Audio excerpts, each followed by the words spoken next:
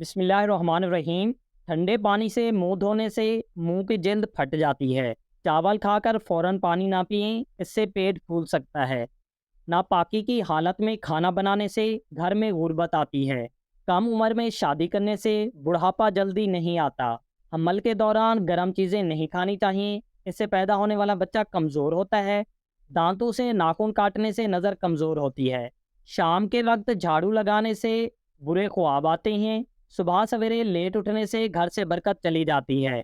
निहार मुंह केला खाने से जहनी दबाव और बेचैनी खत्म हो जाती है। मोमबत्ती के मुंह फटे हुए होंठों पर लगाने से होंठ नरम और गुलाबी हो जाते हैं। मक्खन में साग पकाकर खाने से रात को बार बार पेशाब आना बंद हो जाता है।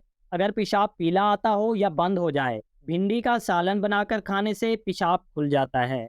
निहार मुंह माल्टे की खुशबू सूंघने से दिमाग फ्रेश रहता है। आंख दुखती रहती हो तो कभी नज़र कमज़ोर नहीं होती। लाल रंग के कपड़े पहनकर शहद उतारने से शहद की मक्खियों का डंक नहीं मारती। जुकाम का होना बर्स की बीमारी से निजात दिलाता है।